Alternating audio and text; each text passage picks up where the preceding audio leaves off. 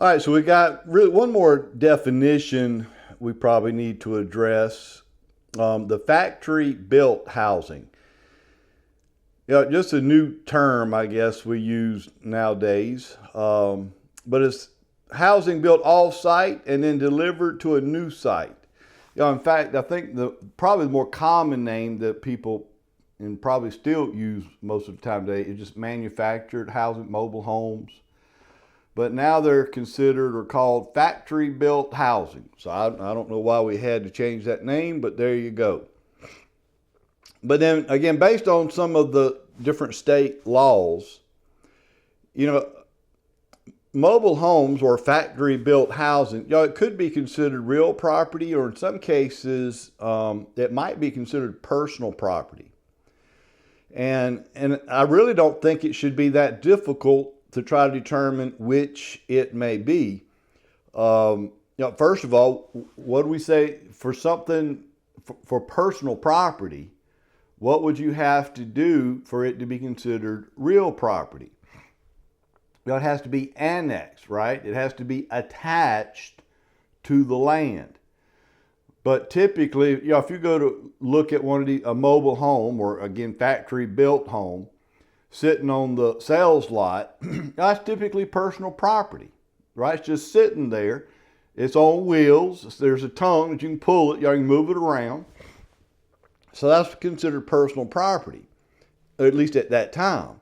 But when you get it to wherever you're going to live, you put it on the lot, then I think most of the time, most people will convert that to real property.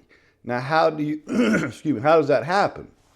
Well, you got to remove the axles, obviously the wheels and the axles, because it shouldn't be moved. And you got to take the tongue off. The tongue has to be removed from the mobile home. And then, it says, if not attached with axles and tongue in place, is typically considered personal property, which we already talked about that. But anyway, so you remove the axles, remove the tongue, strap it down, or even preferably, you've got a foundation that you can sit it down on top of, and then it's bolted down, strapped down, and now it's considered attached to the land, which would make it now real property. But anyway, the new term is factory built housing. So now we get into some of the rights that you might or will receive when you own land. Now that we've gone over the terms, definition, we know what land is. Well, what are the rights? Because you do own property rights if you own property. Well, one of those rights would be mineral rights. Because remember, if you own land, you own all the way down to the center of the earth. Okay? If you happen to have or find gold on your land, well, do you get to keep it? Yes. You strike oil. Is that yours? Yes. Now, I will tell you, everything I'm going over right now, this is what you get, assuming there's no additional agreements that have been agreed to. For example, could the seller of the property, when they go to sell it, say, I'll sell you the land, but I'm not selling you any subsurface rights. In other words, I'm selling you the surface rights and the air rights, no subsurface rights, meaning then you would not get any mineral rights. And I guess that can be done. But what we're talking about and describing here with any of these rights is the assumption that we're just buying the property outright and there are no additional agreements to the effect, okay? All right, so you do get mineral rights. You also get water rights. Now, the type of water rights we're talking about here would be for those that own land that either is adjacent to or joins up to some body of water, pond, lake, river, whatever. Or maybe even have some body of water that's actually flowing through the land. That's what we're talking about here. What kind of rights do you have with these, with the water? Well, it depends on what type of water right, because there's really about two types of water rights that you need to keep straight. You need to be familiar with these. And one is what we call riparian water rights. Riparian water rights go to those that own land bordering like a stream, like a small stream, maybe even a river, but it'd have to be very small because it's something we would consider non-navigable. It's not like you have a boat go up and down here. So it's more like a small stream that's either flowing through your property or abuts up to your property. Then you would get riparian water rights if that's the type of water we're dealing with. Now, the other significant thing here is, where does your property line go in relation to the water? Excuse me. And as it says here, it says your property line would go to the center of that stream or that waterway. Wherever the center is, that's where your property line would go. And then, again, common questions I get here would be, well, what if I own the land on both sides? Well, then that means you own to the center of that stream on both sides, right? So there you go. But anyway, riparian rights, like a stream or very small river, non-navigable typically. And then your property line would go to the center of the waterway. Now, you could have littoral rights.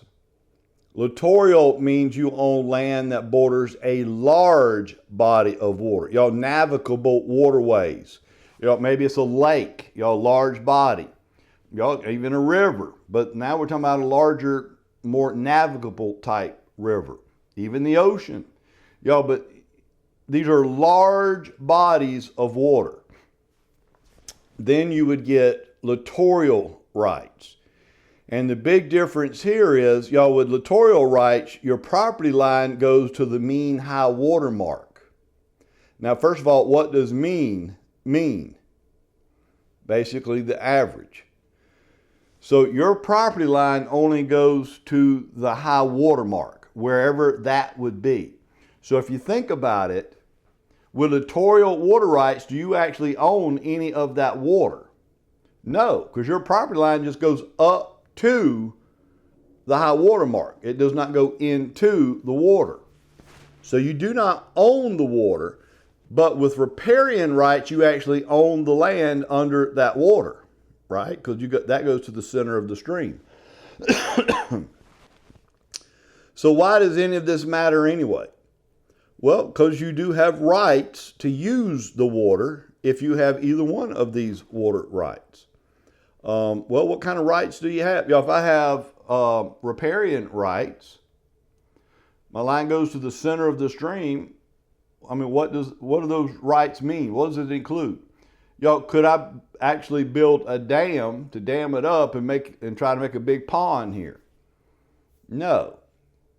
You can't do anything with the water or the waterway that will affect other people's water rights that might be downstream from you, okay? Now look, can you go fishing in it? Absolutely. Can you go swimming? Yes. Could you potentially put a pump in the stream and irrigate your lawn with the water? Probably. Again, you might have some local laws or regulations that would prevent that, but typically you get to use that water. Same thing with littoral rights. Obviously, if it's a lake, you can use the water. You can go swimming, you can go fishing, you can even put a well in and irrigate your lawn with it. Could you build a dock out there on the lake? Now that is probably going to require a permit from some municipality or for some regulatory entity. Because now you're wanting to build something for your benefit across property you don't own. You don't own that water, right? So you might need to get a permit for that, and then assuming you approve for the permit, then obviously you could put a dock and stuff like that. But anyway, just make sure you're familiar with these two different types of water rights. Yeah, I will just tell you the way that helped me remember it. Y'all, littoral rights. Y'all, littoral starts with an L. So does the word lake. They both start with L. So I knew littoral, lake, large body. Riparian, like river, but small river or stream. Y'all, they both start with R. Riparian's R, river R. Y'all, anyway, y'all, that was the way I remembered it. Again, if you've got a better way to do it, you go with your way. I don't charge you extra for my little tidbits. How about that? That's good stuff there. All right. And now we look at this doctrine of appropriation. Now, those of you that might be more so towards the East Coast, this is probably going to be new to you. You really don't hear about it. It's not really used that much, certainly on the eastern side of the United States. But over on the West Coast, it's used a lot.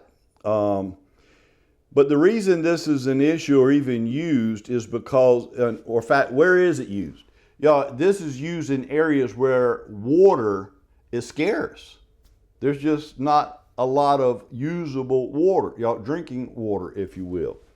So in cases like that, under this doctrine of appropriation, the state takes control of all water. Whether it be lakes, rivers, streams, whatever. And you can't, even though you may own property that abuts to the waterway or even having it cross your land, you can't do anything with that water without a permit. You have to be granted authority through a permit by the state to be able to use any water for any purpose. Okay. So again, that's a lot more common over on the western side of the United States, primarily California and those areas. Not that big a deal here on the East Coast. So you don't really hear about this doctrine much, but y'all, it's out there, and they will or could very likely ask you about this on the state exam. The doctrine of appropriation. It just means the state has taken over all control of water, and nobody can use any water without a permit approval from the state. Okay. All right. Now we look at, along with these water rights, you need to understand that there are times and ways that you could actually gain land due to the action of water.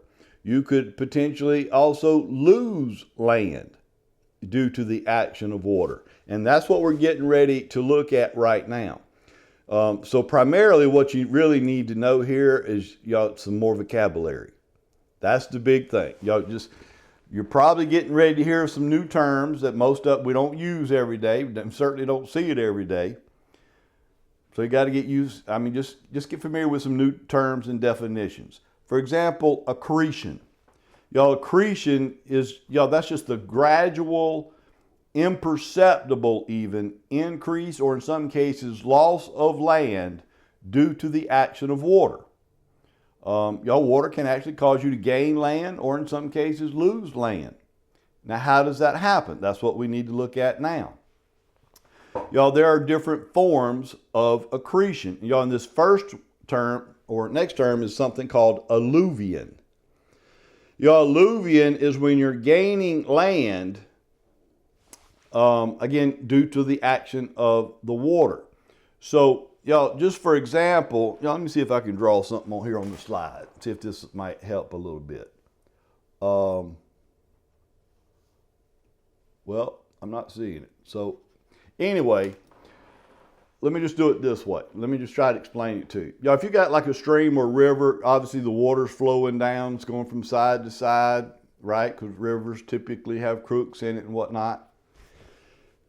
Well, as that water is flowing down and hits up against that shore or bank, it's going to start pulling soil away. Soil and silt and stuff. It'll just start to slowly pull soil away from that area, wherever it's hitting up against, whatever the water's hitting against.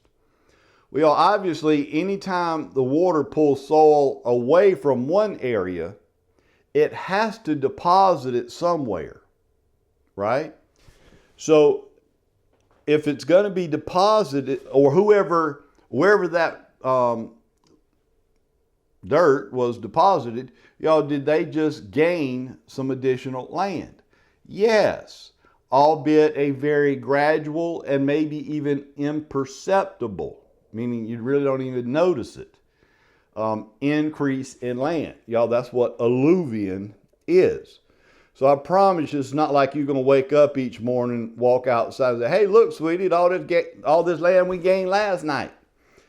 No, you probably won't even notice it. Now, over a period of time, you might start noticing it for sure. But anyway, what is alluvion? The gaining of land due to the action of water.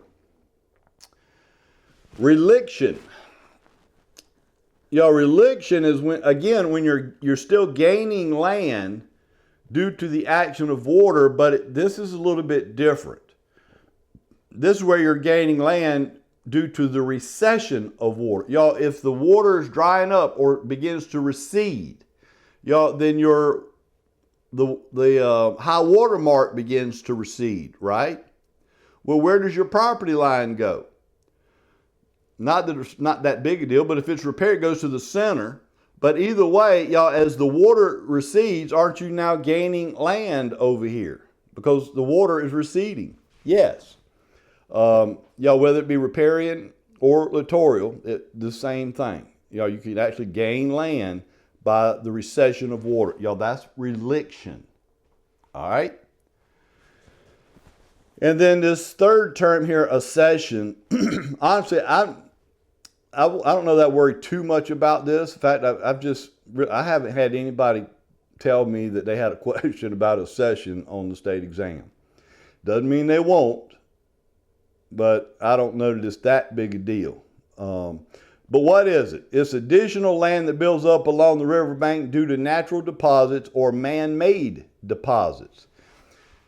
It's just changes in the land size over time. That's really all it is. It's kind of a catch-all term. Accession means that our land, the size of the land has changed, either in a positive manner or negative manner over time.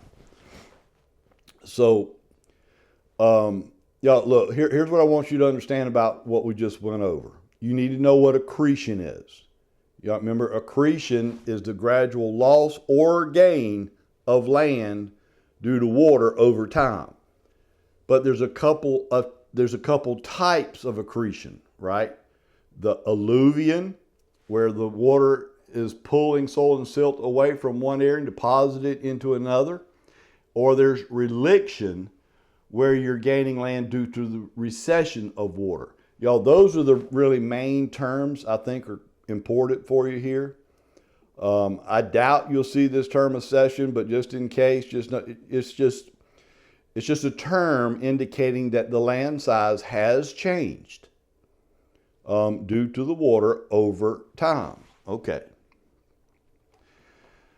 But then there's a couple of ways we can lose land due to the action of water. Obviously one way is erosion. I'm sure you're familiar with that term.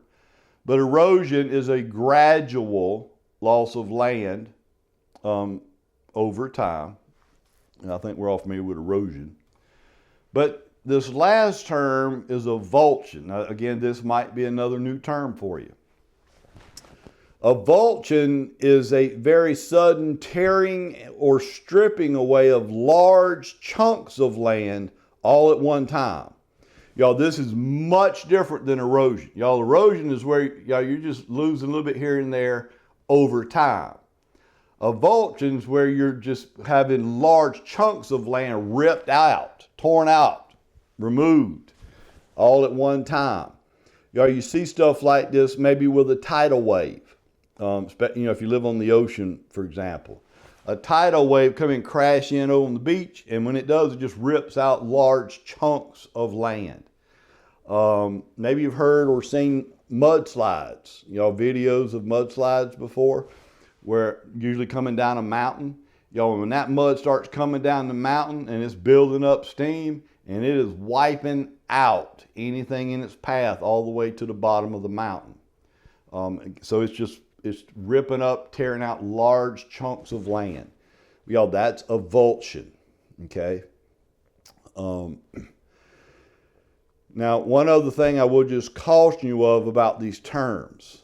For whatever reason, it seems like the term alluvion and avulsion apparently in a test question look similar, apparently. They obviously mean two completely different things. So you've got to make sure you keep those, the difference between alluvion and avulsion. Don't let that be a problem to you on the exam. Now I will just tell you again, for me, it helps me remember. But just saying the term alluvion, that just sounds nice.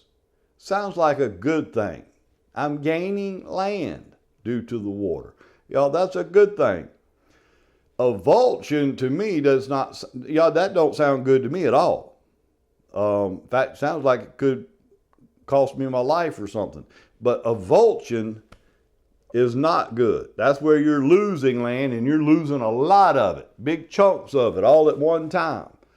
Anyway, I know I got weird ways of trying to remember things, but if it helps you out, then so be it. Very good. Now let's talk about the air rights that you own with the land. We also know if you own land, you own the air above your land. That's what we call air rights. Well, what good is it? I mean, what are you going to do with that air? What good is it? Can you sell it? Can you make money off of it? I mean, what's the point? Here's where there could be any number of reasons why air rights are important and are a big deal. But here's probably one of the bigger deals here, especially related to real estate and what we're going to be doing as real estate agents. One of the key factors in valuing land, what makes it one piece of property so valuable than another. In fact, is it possible you could have two parcels of land side by side, but one parcel's worth $1 million. The other one that's almost identical to it is only worth $200,000. How can that be? How can one parcel being right there beside each other, how could one parcel be worth so much more than the other? Believe it or not, one thing that could create that value is something we call view. The view. Maybe sitting on this $1 million parcel, there's a tremendous view of the mountain range or the beach or the lake. There's just a tremendous, awesome view of something. Right next door, they don't have the same view, even though they're right next door. Because something maybe is blocking the view. What'll happen a lot, I will tell you here, with me being in South Carolina, we have Myrtle Beach here in South Carolina. A lot of people are familiar with Myrtle Beach. So I use them as an example. Over the last several years, there's been a huge build up. I've been building primarily condominiums along the coast of South Carolina, all the way along the coast, but certainly in Myrtle Beach. And what these developers will do, because they want to make sure they can keep the most value they can keep in these condos. But if they go build this they buy the property to build these condos on, and maybe even start construction, and then very soon after that, another developer comes in and buys the property right next door to them, and then also starts building these high-rise condos. Well, that's going to block the view for a lot of the units. right? You can only have so many condominium units right on the beach, but you may have several that, going back away from the beach, but they can still see the beach. Y'all, they look out the window and look out the side and still see the beach.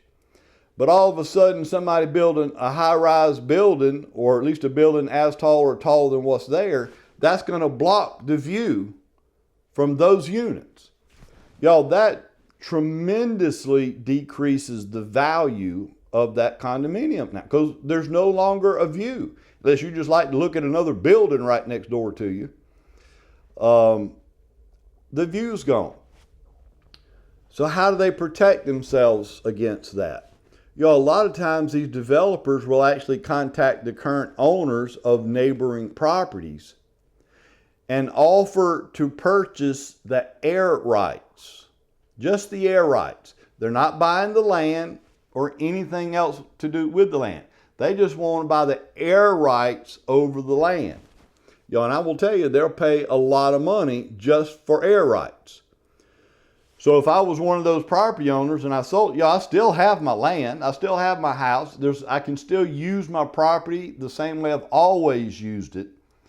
But by selling the air rights, what I have done, or where I may have limited myself, is I can now, or nobody in the future, can ever build another building on that property any taller than what's already there.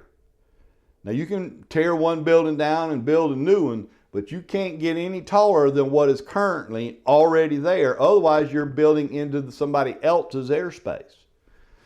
And you can't do that. So that's one way they use air rights to protect property value. Okay? Hopefully that makes sense to you. But now we look at some of the characteristics of land.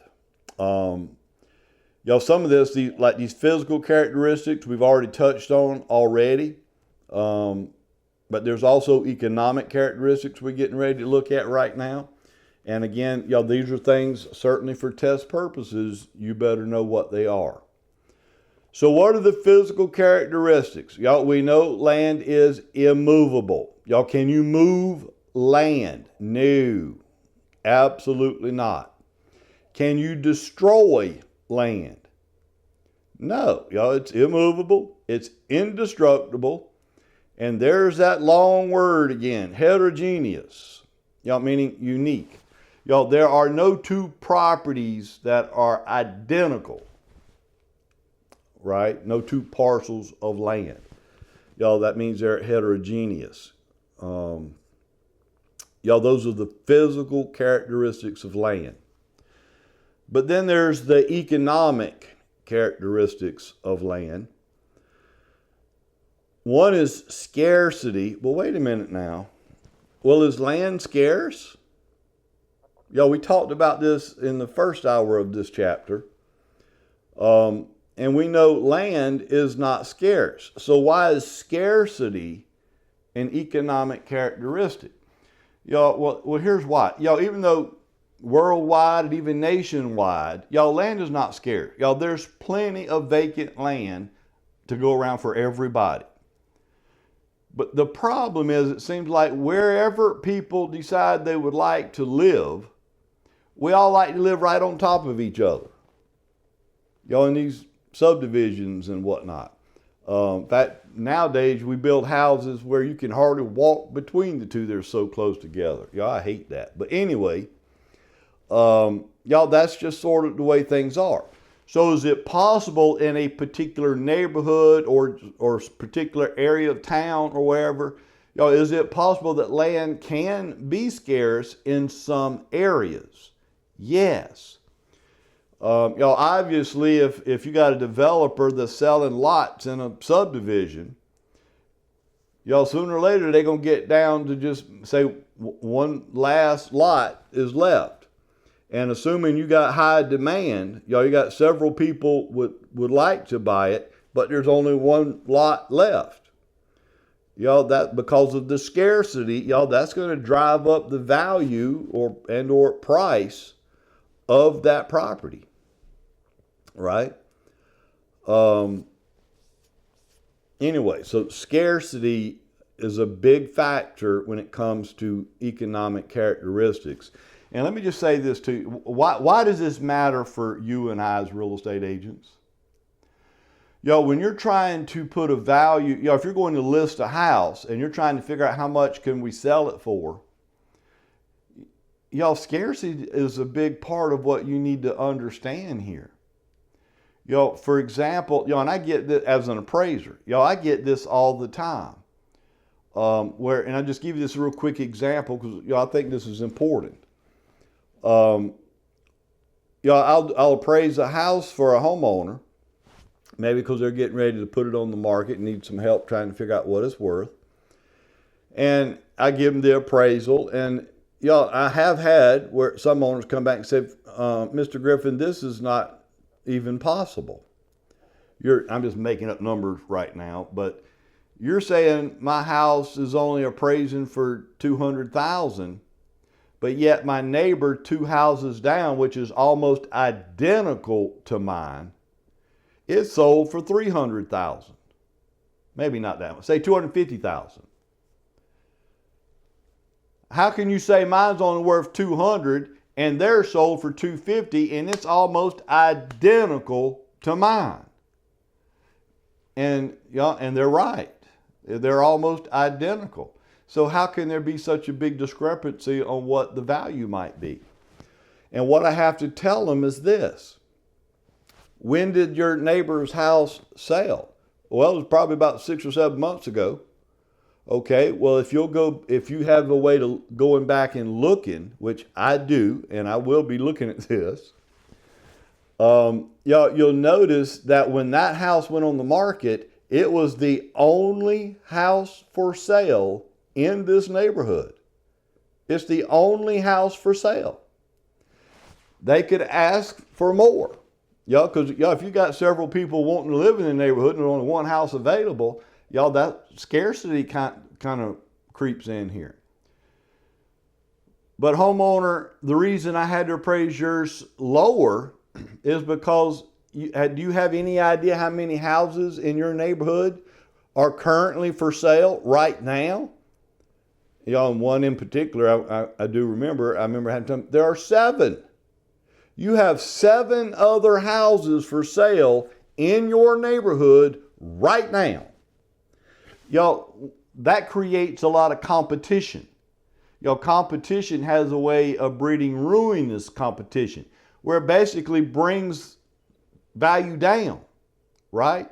Especially if you're in a market where there are not that many buyers. You might have 1 or 2 buyers, but you got 7 houses for sale, and when you put yours on the market, you're going to be number 8. And there's not that many buyers right now. So you're not going to be able to sell it at that because, of all these properties that are currently for sale,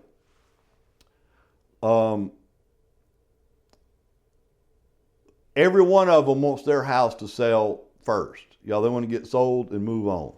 Well, if you want your house to sell before any of these others, what are you going to have to do? Drop your price. And as soon as you drop your price, guess what the rest of them are going to do? They're going to drop their price. In fact, probably drop it even lower than what you dropped yours. Again, that's where this competition comes into play. So when I'm doing an appraisal, the appraisal doesn't necessarily mean you couldn't get $250,000 one day. But if you're asking me how much you could sell it for today, you're probably going to be doing well to get $200,000 because you'll notice what are the other properties on the market for it right now? $200,000. So why would somebody pay $250,000 for yours today when there's 6 or 7 others they can choose from for $200,000? They're not, okay? Now, if all those sell off and you're the only one now for sale, now you may have some leverage and can demand more money. But an appraisal has a lot to do with what it's worth or what you might could sell it for today, right now, not 6 months ago or not 6 months from now, right? So this is why scarcity is a big deal, and you need to be able to pay attention to this when you're in real estate. Obviously improvements create value, economic worth. If you just take a vacant parcel of land and build a house on it, which the house we know is an improvement, that creates more value. So the more improvements, the better, the more quality improvements, the more value you're going to have. And then the third economic characteristic is location. Obviously that's major right there. In fact, it's such a big deal. When you hear about this, people can't say it just one time, got to say it 3 times. Location, location, location. That's a huge, huge factor in the value. Here I wanted to share this with you as well. And I hope you'll find that these examples or even stories that I like to share, like I just did one, I think you'll find those are going to come in handy to you to help you try to analyze and figure out some of these test questions you're going to get on the exam. So I'm not just trying to waste your time telling stories. They're to make a point so that you can understand some of the bigger picture of what I'm talking about here. But when it comes to location, again, obviously a major deal. And I give you another example, appraisal example on why this is such a big deal. I had a guy ask me to appraise his house. And, there's a lot I could share about this particular one, but I'm going to stay out of the weeds. But anyway, this was a really nice home. And it was really nice. And, by the time I finished, which took a while, because, this is a really big home. It was a really nice home. I want to say it's around 6,000 square feet. It had a 4-car, huge garage, pool. Really nice. But anyway, when as I'm getting ready to leave, I'm getting ready to walk out the door, the owner was walking me out. He stopped me and he said, "Now, Mr. Griffin, I know you've got to go back to your office and analyze things to figure out the value. But I just want to make sure you understand. If what you come up with is not somewhere, say, between 1.3 and 1.5 million, you need to go back to your desk and sharpen your pencil." That's exactly verbatim what he told me. Well, as soon as he told me that, I knew we was going to have a problem. Now, obviously, I didn't know exactly what it was going to appraise for till I get back and do my analysis. But I knew it wasn't going to appraise for that. I knew that because I already looked to see what other houses in this neighborhood are selling for. And I will tell you, I think about the most expensive house that had sold in that neighborhood was like $500,000, $500,000. And that was the most expensive. Most of them around between $300,000 and $400,000. So you're talking about a neighborhood with $300,000 to $400,000 homes. And this guy's thinking his house is worth $1.5 million.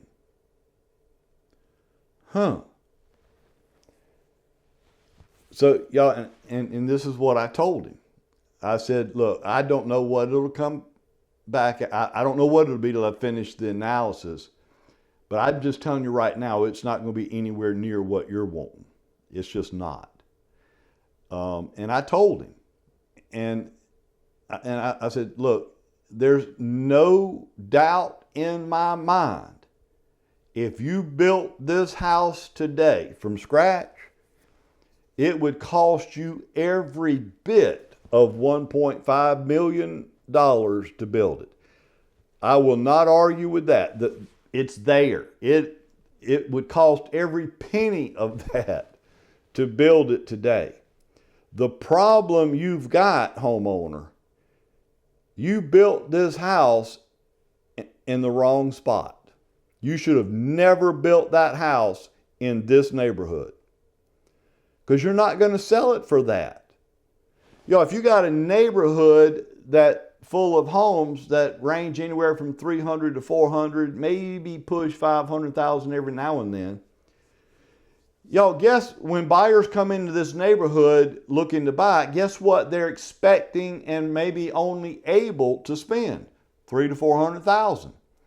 There's certainly not going to be anybody willing to pay $1.5 million for a house that is surrounded by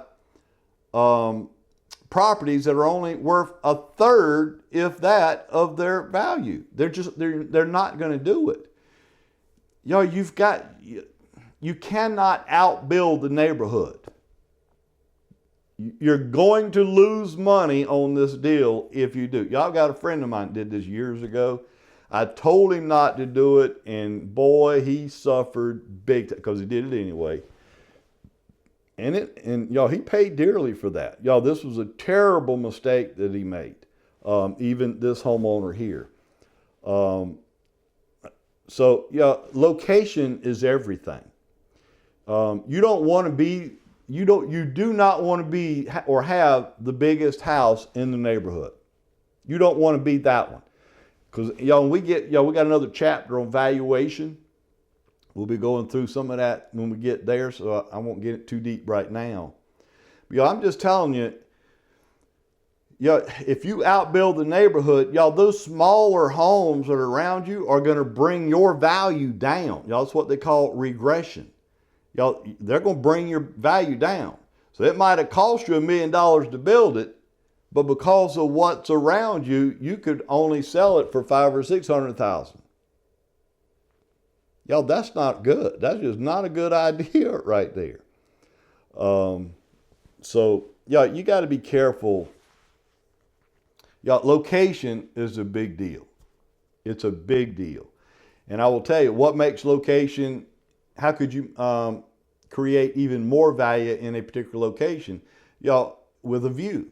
If it's a property with a view, which even in this $1.5 million property, it had no view. It had a nice yard.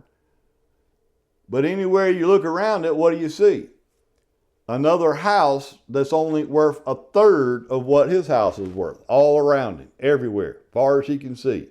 So there's not much view right there. There was nothing to create the value. I hated it for him, and as far as I know, he's never sold the house. And and I hate it for him, but location. That's a big deal.